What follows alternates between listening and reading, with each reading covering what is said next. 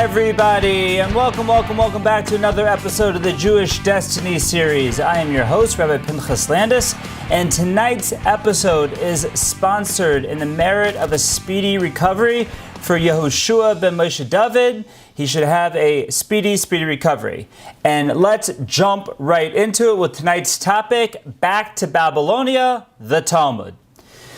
So as we concluded last week, we were discussing the writing down of the Mishnah, which was redacted by Rav Yehuda Hanassi, who is also known to us as Rebbe or Judah the Prince, who was the religious leader of the Jewish community in Israel at this time in the waning years of the 2nd century.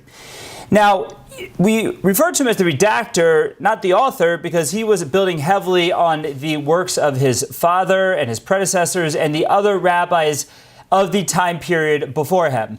The rabbis from the time period leading up to the Mishnah are known as Tanaim, or literally teachers. And the Mishnah is when Rabbi Yehuda Hanassi and his father sat down to organize the Mishnah, they borrowed all of the notebooks from all the rabbis they could get their hands on.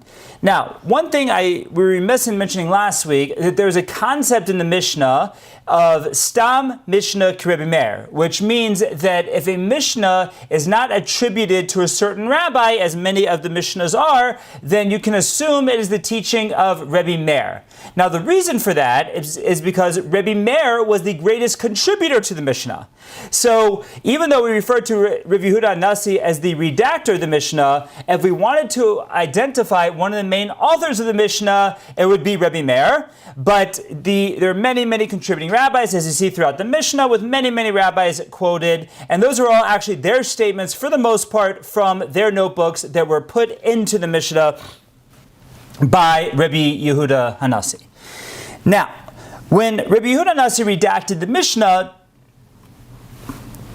he had many other writings that he had collected that were not included in the Mishnah. Now, his students and the subsequent generation took a certain amount of time and effort into organizing these. There is a book of Tanaic statements from the rabbis of this time called the Tosefta. Tosefta comes from the Hebrew word tosfos or tosef, or to add on. The idea is like it's added on to the Mishnah, and we actually have the Tosefta intact today. The rabbi by the name Rabbi Chia, who was a student of Rabbi Yehuda Hanassi, was the redactor of the Tosefta.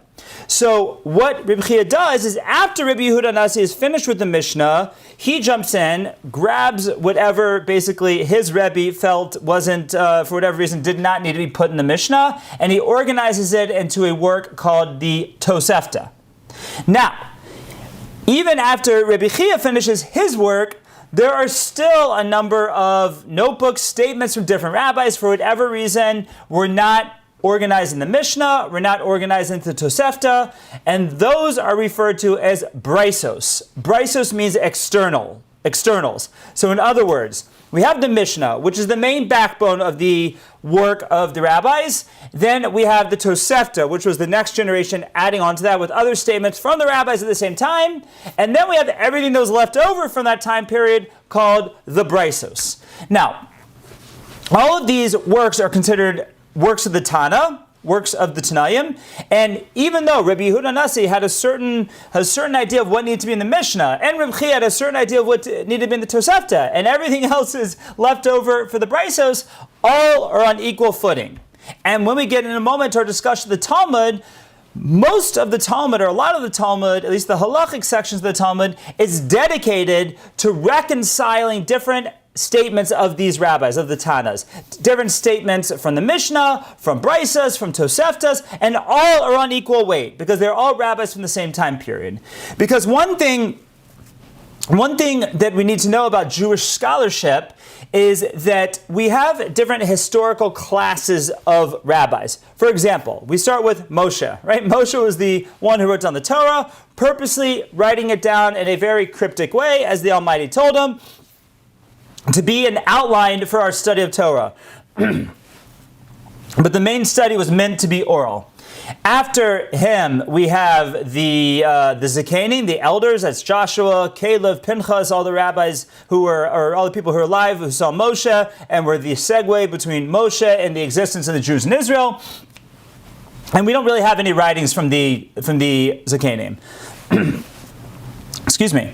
After that, we have the Nevi'im, the prophets. They were the authors of both the prophets and the writings, the Nevi'im and the Kesuvim, and making up the Tanakh. And the next category we have is the Tanaim. So essentially from the end of the prophets, which end with Ezra, Ezra is the last of the prophets, the next class of rabbis becomes the Tanaim, and those are all the rabbis of the Mishnah. And they're all in one category. Now, why that's significant is because in general in Jewish scholarship, we say that rabbis of the same time period, even though time periods lasted often about 500 years, but rabbis of the same time period could wage arguments on one unto another. In other words, let's say Rabbi Yehuda Nasi, who is the last of the Tanaim in circa the year 200, could lobby an argument on, let's say Hillel, who came 200 years before him, because they are both considered Tanaim. And so forth and so on throughout Jewish history.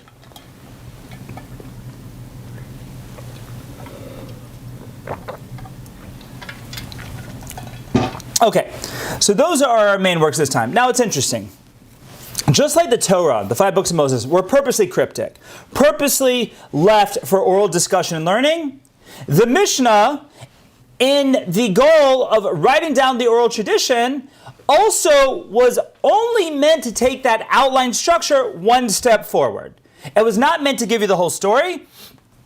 It was meant to give you more of a structure so that the Torah learning, which is now spreading throughout the whole entire world, could have some uniformity, could have the same backbone, but still the goal was, and every time there are different Torah texts written down, codified, as we'll talk about in many future sessions, the goal was always to leave a lot of meat on the bone. In other words, the goal was always to leave a lot of room for Torah discussion, Torah learning. So the Mishnah is in no way meant to be telling you the halacha. They're short, pithy, cryptic statements, and the goal is, again, to bring us one step forward after the writing of the Torah, to give us a more formulated outline or written form to the oral tradition, to the Torah Shebaal Peh. Okay.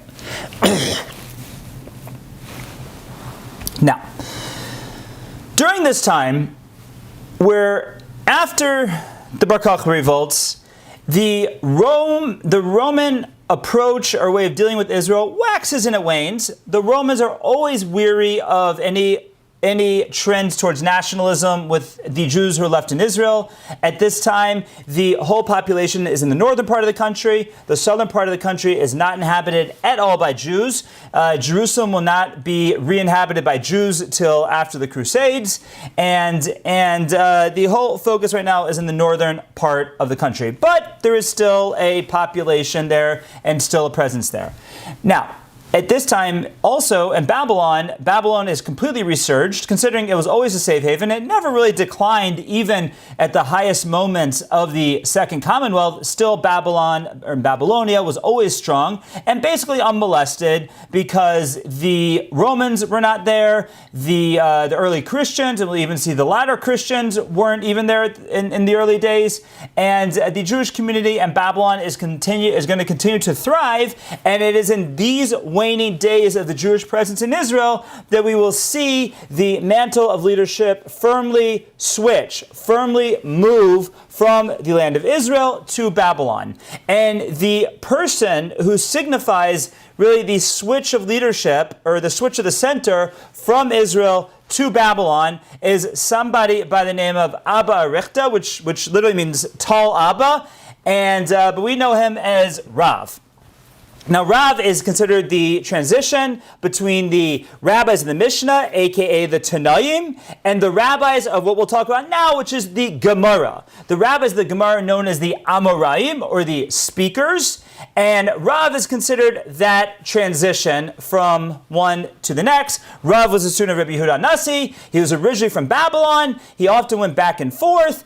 After Rabbi Yehuda Nasi passes away, he no longer returns to Israel, stays in Babylon, and while he is in Babylon, he sets the goal of building a strong yeshiva, a strong Torah academy in the city of Sura, which we'll get to momentarily more in depth, but that point is the transition. Now, one interesting aside over here on Rav is also the one who, more than likely, there's a little bit of debate. I wrote an article about this not long ago. If you're interested, it's at rabbilandis.com. But Rav is the one who more than likely created the Torah reading style, the way that we read the Torah nowadays. In other words, nowadays the custom is that the Torah is divided into 56 parshios, 56 sections, and the idea being that during a leap year where there are 13 months and no holidays coincide with Shabbos, there will be 56 Shabboses. So there's a portion for each week, and the custom that Rav established was that one of these 56 sections should be read every single week, therefore completing the Torah every single year. Now, what was going on before this point throughout Israel, and probably even in Babylon as well, was more freestyle. In other words, there were certain customs that had established, certain customs of what was read at certain times of the year. Ezra had put certain laws into place. Moshe had put certain laws into place. But for the most part, the annual Torah reading, so to speak, did not exist, and communities had different customs as to what they would do. Most of the customs in Israel, according to the Talmud, seem to center around a triennial cycle. In other words, they would read about 30 or so verses of the Torah each week, and like that, they would complete the entire Torah once every 3 years. So if you ever heard of the triennial Torah reading, that's where it came from. And again, even then, there are different ways of doing it throughout Israel, but that's where it came from. They would read roughly 30, 40 verses of the Torah every single week, and if you do it like that, you finish the Torah once every 3 years. This is not to be confused with certain present-day Jewish groups who created a totally different triennial, quote-unquote, system where they read 1/3 of the Parsha according to the weekly organization that Rav came up with. That's just made up in the 80s or something like that, or the 70s, much later. No source in anything from Talmudic times, totally modern and totally without tradition, honestly, and is not proper. But be it as it may, the system that we have that was accepted by the whole Jewish people in Babylon and really continued on. Again, you saw, there's still signs of fragmented communities that did it other ways, but for the most part, from Rav and circa the year 250 in Babylon until today, the Torah reading was established like we have it today, with the 56 or so parshas, completing the Torah every single year on Simchas Torah. Okay, so with Rav begins the time period of the Amoraim. Now, what happens in the aftermath of Rabbi Yehuda Nasi, and we have the firm establishment of the Babylonian community as the central head of the Jewish community. Now, there's still going to be friction between Israel and Babylon as to who is considered the head, but we know that this is really the point where the transition happens, and it is Babylon. But what happens from the publication of the Mishnah forward is that becomes the central text in the Jewish study halls. So before Rabbi Yehuda Nasi, it was the Torah, the prophets and the writings, and whatever notebooks they had from whatever rabbis that they had available to them. Now every yeshiva, whether in Israel or in Babylon or even in other places where Jews had started to migrate at this time period, even the German-French Rhineland, we had Jewish communities starting up at this time. Everyone was now using the Mishnah. It's amazing that Rabbi Yehuda Nasi gained such worldwide Jewish acceptance in such a short period of time that we know that right away after he publishes the Mishnah, that becomes the formative work of the Jewish people. And what happens is the discussions in the yeshivas center around the Mishnah, and discussions go back and forth, very similar to what we said before, where something will be written in the Mishnah, but there's a brisa that disagrees, and the rabbis will debate which one is more authoritative. Are they saying something different? Are they different circumstances? Trying to come to the bottom line of the Jewish law. Now, it's important to mention, when we talk about the Talmudic discussion of Jewish law, even though, yes, it is basically a court stenography of what went on in the yeshivas at that time, they are not creating the law. The law existed. The law existed from Moshe and was passed down orally and defined and kept by the court systems and the policing systems in Israel and in Babylon from Moshe until this time period. The goal of the writing down the Mishnah and subsequently the Gemara, which is these stenographies, these discussions of the yeshivas that were recorded, was basically to reverse engineer the law. In other words, our belief is that all of the laws of the Torah can be extracted from the words of the written Torah. The written word of the Torah is cryptic, but it's all there. And we can extrapolate, we can do what's called darshan and extrapolate through what's called biblical exegesis in academia and get to the halachic understanding. So the discussions that went on in the yeshivas in Israel and in Babylon, based on the Mishnah as their table of contents, as their index, their outline, was to reverse engineer the Torah. In other words, it says in the Torah, L'kachtem lechem b'yom harishon pri eitz hadar. You should take for yourself on the first day the fruit of a beautiful tree. What does that mean? We have no clue, right? The verse does not tell us what to do. But every Jew alive at this time period knew that they took an esrog, a citron. They all knew it because that's what they did, that's what their parents did, that's what their grandparents did, that's what everyone did, that's what they took, they all knew it. But still, the Talmud Sukkah goes through the process of trying to understand how that cryptic verse of Pri Eitz Hadar comes out to be the citron that we call the esrog, and so forth and so on. That's what the Talmud is doing, and many times it's trying to just reverse engineer to show you the thought process, so to speak, of how we see the development of the law from the written word of the Torah to the Mishnah down to the practical application. So, what happens is during this time period, there are other writings. First of all, there are there's records kept of the yeshivas in Israel. There's records kept of the yeshivas in Babylon, and then there are other what we call rabbinic works or midrashic works. Now, the way that this all ends up being organized is like this: the sojourn of the Jews in Israel at this point is still very tumultuous, based on the Romans, based on the rise of Christianity, a lot of things we're going to talk about.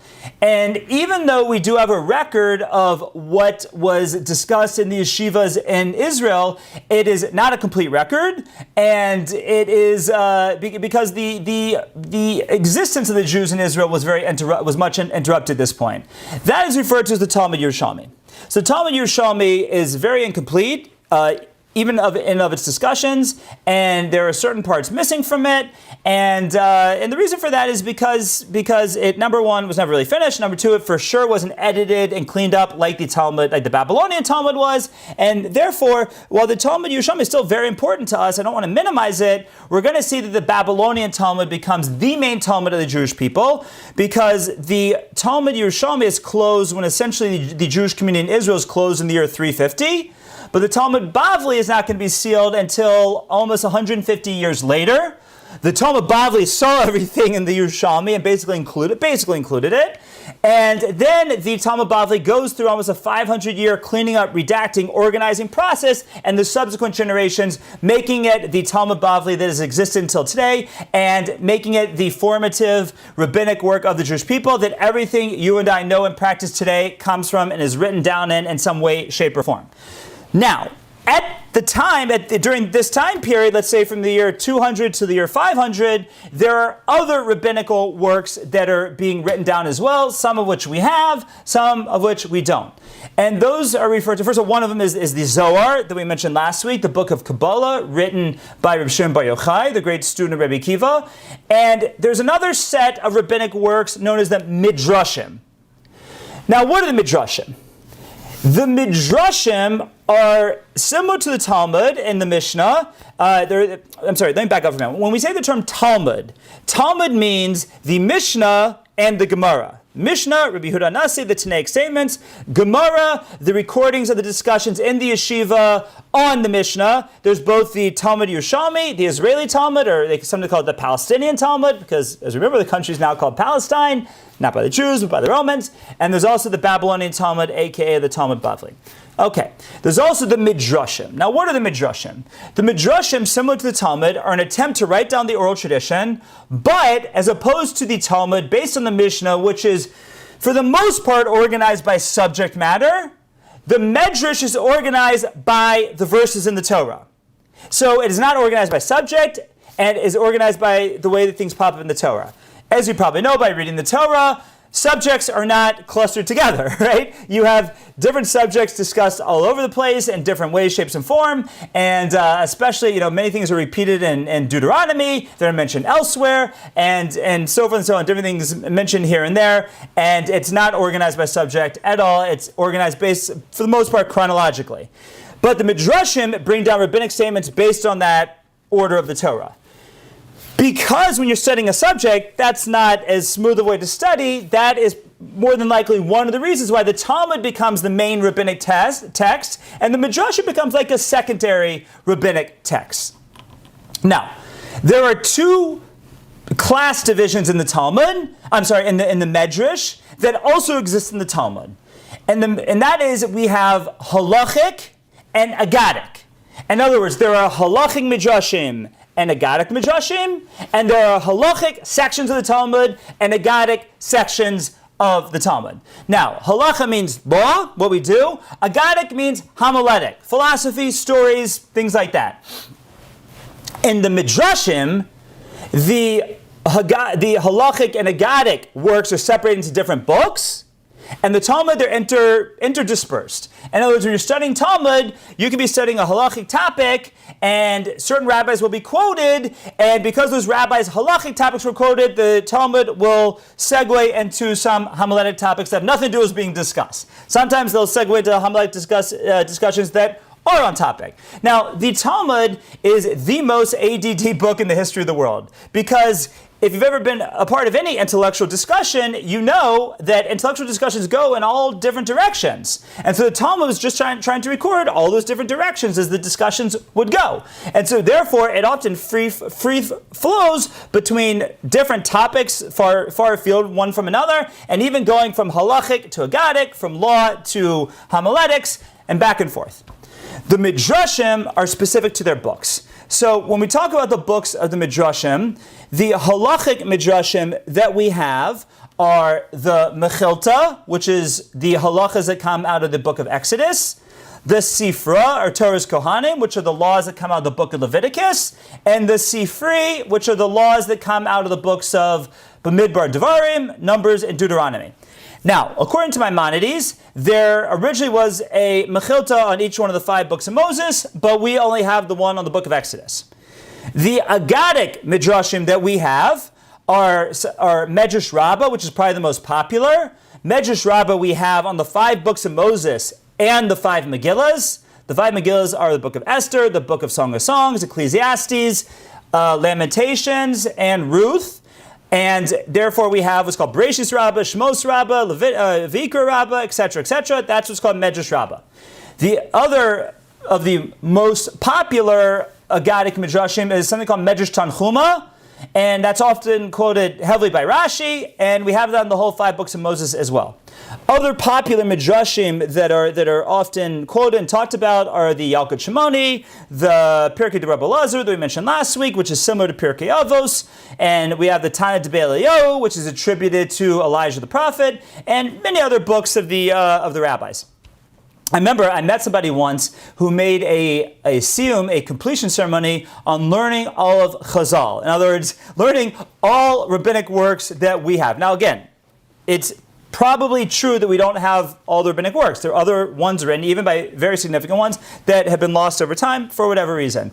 But he made a siyum. He claims to have learned all the rabbinic works that we have, which I thought at the time, and I remember one of my rabbis quoting that it's like a process of study just to make that list, right? Just to come up with that complete list. But that's what was done. Okay. Now, let's jump into the Gemara for a moment. The Gemara is as I said, becomes the main work of rabbinic scholarship until this day.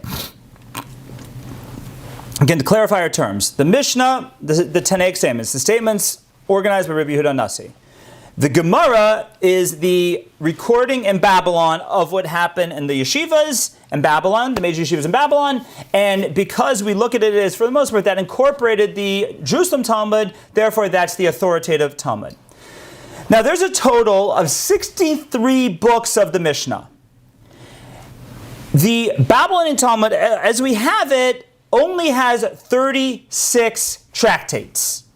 In other words, the Babylonian Talmud only has Gemara on 36 out of the 63 books of the Mishnah. The ones that are missing are in the first section of the Mishnah, which is called Zroim, that's all the agricultural laws. The only book that we have a Gemara on is Brachos, the first one. Now, one of the explanations given for that is that the agricultural laws did not apply outside the land of Israel, so therefore in Babylon, that wasn't discussed heavily in the yeshivas. Okay, that's the best explanation I have. Possible to say that it was written, but later lost because it didn't apply. Maybe you could say that too. I think the former that I said is probably accurate, that it was just not heavily discussed and therefore not recorded by Ravina and Ravasi, who are the main rabbis who redact the Talmud Bavli. Now, the Talmud Yerushalmi, the Palestine/Jerusalem Talmud, does have Gemara on the whole section of agricultural laws because the agricultural laws apply in Israel even after the temple is destroyed, even today. In fact, this year right now in Israel is what's called a Shemitah year, a sabbatical year. And therefore, the laws of the sabbatical apply 100% today, which even to a certain extent, we have to have knowledge of this even outside of Israel, because I just got a news alert today, and you get it every now and then during a sabbatical year, that peppers from Israel are being sold in supermarkets throughout North America. And basically, if you buy peppers from Israel during a sabbatical year, those peppers are not kosher, because they're produce being sold and benefited from during the sabbatical year. And that's part of the agricultural law that even though it really only applies in the land of Israel, there are ramifications outside the land of Israel. Okay, but that's probably the reason why there's no Talmud on that first section of the Mishnah, because it's mainly agricultural laws, the exception being the very first tractate, which is Tractate Brachos, which is all the laws of prayer, the Shema, blessings, and that is in that first section of the Talmud. Now, it's interesting to point out that the second to last section of the Talmud the second to last section of the Mishnah is Kodshim, is the laws of the temple. And it's interesting that we do have Talmud Bavli on almost the whole entire section, but we don't have the Talmud Yerushalmi. Now, there is indication amongst the medieval commentators that there was such a Talmud written and it was lost. I would like to posit, but I'd like to find a source for this. If anyone has a good source for this, please email me. That the study of the section of Kodshim which dealt with the temple laws in Israel during this time period was dangerous. Because as we've said, anything that could be looked at as a nationalistic tendency during this time period was squashed down and persecuted and prosecuted heavily by the Romans. And therefore, any discussion of the temple, rebuilding the temple, what the temple was like, might very well be looked at as seditious by the Romans, and therefore, again, this is Pinchas Land is saying it, I've not found a source for it yet, but the reason that there is no Talmud on the section that deals with the temple and the Jerusalem Talmud is because that could have been looked at as seditious by the Romans, and therefore they didn't want to put themselves at risk, therefore didn't write anything down about it. What's interesting, though, is that we have a Babylonian section on the laws of the temple, but not on the agricultural laws of Israel, and also not on the final section of the Mishnah, which is the laws of purity. Again, you can say because, well, it wasn't applicable, but the temple also wasn't applicable. You can say an argument that there's an idea of tzipisi liYeshua, is that a Jew, one of Maimonides' 13 principles of faith, is that we always have to anticipate the redemption of the Jewish people with the temple. But if that's the case, then why ignore the agricultural laws and the final section of the Talmud, the laws of purity? Don't have a good answer. I'll keep working on it and hopefully get back to you soon. We do have one section of the Talmud from the final division of the Mishnah, the section of purity, and that is on Nida, on the different laws pertaining to a woman's menstrual cycle, which do apply inside of Israel, outside of Israel today when the temple stood, and therefore we do have Talmud on that one section and still have it today. It's also interesting to point out that the tractate of Shkalim, which deals with the census that was taken in the temple in Israel, and that the funds were used to support the Machzis Shekel, which was both the census and the funds used to support the communal offerings in the temple.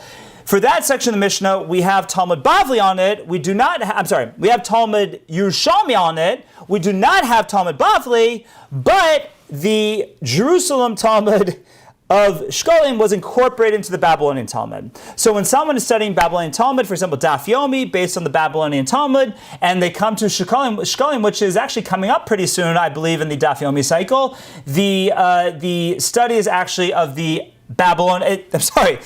Jerusalem Talmud, the Talmud Yerushalmi of Tractate Shkalim. Okay. That's the breakdown. If I totally confuse you and your eyes are glazed over, I apologize. You can focus back in now because we're going on. I will say one more interesting distinction, which probably adds to the reason why Talmud Yerushalmi is secondary to Talmud Bavli, is that the Talmud Yerushalmi is written in what's called Western Aramaic. Aramaic was a lingua franca of basically the Jewish world at this time, the Babylonian world, and the Babylonian Talmud is written in the Eastern Aramaic tongue, and the Eastern Aramaic tongue is a little bit easier for us to follow. It's more similar to Hebrew than the one that was used in the Jerusalem Talmud and in the Talmud Yerushalmi. So it's interesting how the Israeli/Jerusalem Talmud has an Aramaic that's harder for us to understand than the Babylonian Talmud, which has an easier to understand and comprehend Aramaic that is used as language. And the reason it's easier to understand is because it's more similar to Hebrew than the Jerusalem Talmud. So be it as it may, the Babylonian Talmud is our Talmud. We refer to just plain old Talmud. Usually you're talking about the Babylonian Talmud. Okay. So that's the Talmud, and that is the main work of really everything we have that is Jewish until today. So the centrality of the Jewish people is now in Babylon. And in our next few sessions, we're going to talk about the burning out of the candle of the land of Israel, which will not be reignited again until at least the year 1200, 1300, 1400. We're going to go through almost 1,000 years of it being very dark in Israel for whatever small amount of Jews is left there. So in Babylon, what happens is, we mentioned Rav before as the leader of the Babylonian community, and he makes his station in a town called Sura. And Sura was actually there's a yeshiva, an academy that was founded by the prophet Ezekiel, Yecheskel, who lived his life in Babylon. And it is made the central yeshiva in the time of Rav. The other two major areas or cities are a city by the name of Narda and Pumbedisa. And we're going to see that eventually Sura and Pumbedisa become the two main academies, and they will alternate where the leader of the Jewish community comes from, and it'll alternate between the two yeshivas. So Rav is in the yeshiva, the head of the academy in Sura. The head of the academy in Pumbedisa is a rabbi by the name of Mar Shmuel, which literally means Mr. Shmuel. The reason he's called that is to show the distinction between him and Rav, that Rav has smicha, has rabbinical ordination, but Shmuel, who's a contemporary and on the same stature, already does not have that smicha. Again, because remember, the Romans didn't allow it to be bestowed from one person to another, and I guess you can say, why didn't Rav give it to Shmuel? Well, I guess even in Babylon, they were not so quick to give smicha, and the smicha from Moshe seemingly dies out at this point. But Mar Shmuel and Rav, and we see throughout the Talmud that they're regularly arguing on each other, Rav and Shmuel, and they're the leaders of these two academies. Pumbedisa is the other major academy. Now, there are two major leaders of the Jewish community in Babylon at this time. One is the Reish Galusa.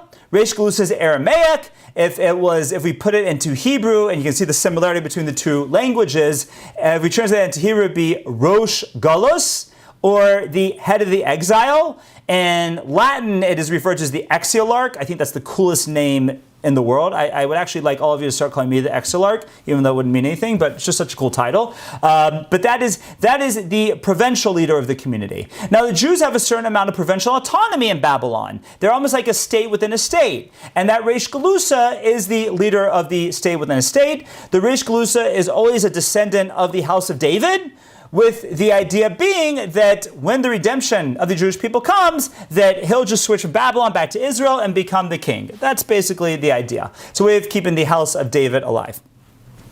But there's also, as I've said often, that the Jewish people believe in a balance of power, and there's a chief rabbi in Babylon as well. And his title is the Gaon. The Gaon literally means genius, and we're going to see that it'll alternate back and forth between the different yeshivas, between Sura and Pumbedisa, and we have a lot of famous Gaonim that we'll talk about in the next lecture, in the next few lectures, but that's the religious head of the community. Now, there are many times when the Gaon and the Reish Galusa got along. There are many times when they didn't. There are many times when it was unanimous who the Gaon would be, and there are many times where it wasn't. Don't think that with the destruction of the Second Temple, the squabbling of Jews on different topics goes away. It exists plenty well in Babylon, and we will discuss it in the coming days. And I look forward to having you join us as we talk about the beginning of the exile that we are in now, about our sojourn in Babylon, the continued advancement of the Talmud, and the rabbinic understanding, the writing down of the rabbinic Torah, of the oral Torah as we know it, and that's what's due to come in the coming days of the Jewish Destiny series. I thank you for coming. I thank you for listening. Feel free to hit me up with whatever questions you have. You can go to rabbilandis.com, rabbilandis.com, and send me a question. And if you would like the outline or some different resources for this class, they are available at torahcleveland.com. Just go to torahcleveland.com and click on Jewish Destiny Series. I thank you all for coming, and I thank you for listening.